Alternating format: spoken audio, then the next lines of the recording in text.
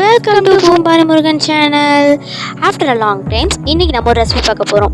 இன்றைக்கி நம்ம என்ன ரெசிபி பார்க்க போகிறோன்னா, தீபாவளி ஃபெஸ்டிவல்ஸ்லாம் நிறையா வரதுனால இன்றைக்கி நம்ம சூளியம் ரெசிபி தான் பார்க்க போகிறோம்.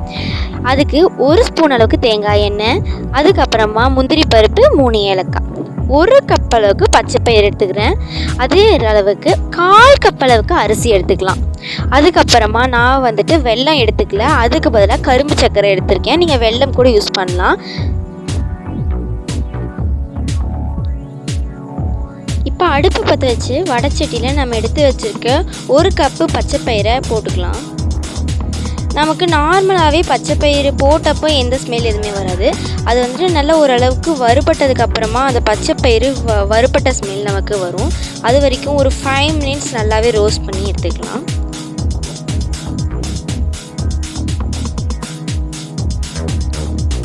பச்சைப்பயிறு அந்த க்ரீன் கலர்லேருந்து லைட் ப்ரௌன் கலர் மாதிரி மாறணும். ரொம்ப கரிஞ்சிடாமல் மீடியமாக நம்ம வறுத்து எடுத்துக்கலாம். இப்போ அது நல்லாவே வறுபட்டிருக்கு. இதை ஒரு பவுலில் நான் ட்ரான்ஸ்ஃபர் பண்ணி வச்சுக்கிறேன். ரொம்ப கரியாமல் பார்த்துக்கோங்க. நீங்கள் இந்த பச்சை பருப்புக்கு பதிலாக அந்த மஞ்சள் கலர் பயிறு கூட யூஸ் பண்ணலாம். நெக்ஸ்ட்டு அதே வடைச்சட்டியில் நான் அரிசியை போட்டுக்கிறேன். அரிசி நம்ம எல்லாருக்குமே தெரியும், நல்லா அது ஒரு மாதிரி பொரிஞ்சு வரும். அந்த ஸ்டேஜ் வரைக்குமே நல்லாவே வறுத்து எடுத்துக்கோங்க. நம்ம நார்மலாக சாப்பிட்றதுக்கு வரும் இல்லையா, அந்த ஸ்டேஜ் கிளியராகவே அது தெரியுது. நல்லா அது ஒரு மாதிரி ஒயிட் ஷேடில் மாறும்.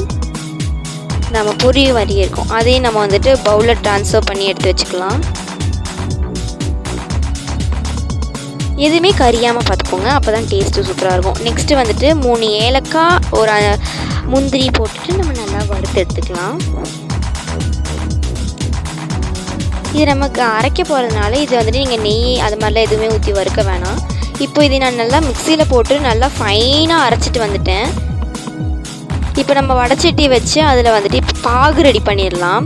பாகுக்கு ஃபஸ்ட்டு நான் 1 கப் அளவுக்கு கரும்பு சர்க்கரை, அதுக்கு 2 கப் அளவுக்கு தண்ணின்னு எடுத்திருக்கேன். அது நல்லா பாதியாக குறையணும் தண்ணி. அந்த அளவுக்கு நீங்கள் நல்லா கொதிக்க விட்டுக்கோங்க.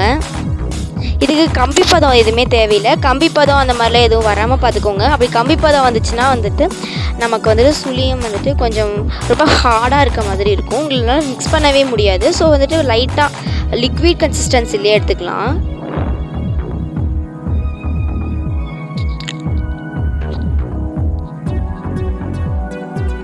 இப்போ பார்த்தீங்க அப்படின்னா ஒரு அளவுக்கு திக்காக இருந்துச்சு. இப்போ நம்ம என்ன பண்ணலாம் அப்படின்னா, கொஞ்சம் கொஞ்சமாக ஊற்றி மிக்ஸ் பண்ணுங்கள். ஒரே இதாக ஊற்றி மிக்ஸ் பண்ணும்போது உங்களுக்கு திரியாக கொஞ்சம் கட்டி கட்டியாக இருக்க மாதிரி இருக்கும். சும்மா 3 கரண்டி அப்படி ஊற்றி மிக்ஸ் பண்ணுங்கள். அப்போ தான் உங்களுக்கு ஃபைனாக வரும்.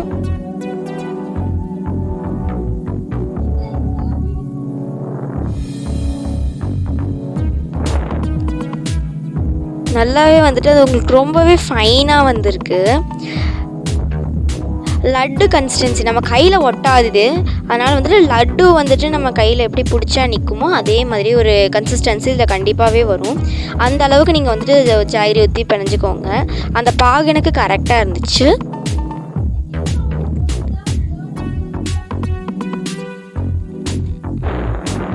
இப்போ நம்ம அதுக்கு மாவு ரெடி பண்ணிடலாம். அதில் 1 கப்பு மைதா, 1/2 கப்பு அரிசி மாவு ஆட் பண்ணிவிட்டு தேவையான அளவு தண்ணி, நம்ம தோசை மாவு கன்சிஸ்டன்சிக்கு நம்ம இதை ரெடி பண்ண போகிறோம். அதனால் தேவையான அளவுக்கு தண்ணி ஊற்றி நல்லா மிக்ஸ் பண்ணிக்கோங்க. எனக்கு ஸ்டார்டிங்கில் லைட்டாக லிக்விட் மாதிரி இருந்துச்சு அப்படின்னா நம்ம கொஞ்சமாக அரிசி மாவு எக்ஸ்ட்ராவாக ஆட் பண்ணிக்கோங்க. அரிசி மாவு எதுக்கு நம்ம ஆட் பண்ணுறோன்னா, வெளியே நல்லா கிறிஸ்பியாக இருக்கணும். இந்த சுளியம் நமக்கு இன்னொரு பேருமே சொல்லுவாங்க, சலங்கை பணியாரம்னு சொல்லுவாங்க. இப்போ ஓரளவுக்கு நான் பெரிய பெரிய உருண்டையாக பிடிச்சிருக்கேன். உங்களுக்கு சின்ன சின்னதாக வேணும்னாலும் நீங்கள் சின்ன சின்ன பால்ஸாகவும் பிடிச்சிக்கலாம். இப்போ எண்ணெயில் பார்த்தீங்க அப்படின்னா, நான் சொன்னேன் இல்லைங்களா கொஞ்சம் தண்ணி மாதிரி இருக்குன்னு.